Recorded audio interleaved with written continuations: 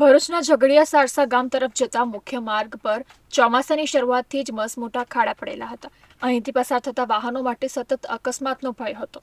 આ સમસ્યા સામે તંત્રએ ધ્યાન ન આપ્યું તો મોટાએ માત્ર ટીકાઓ કરી, પણ ગામના નાના બાળકો આગળ આવ્યા હતા.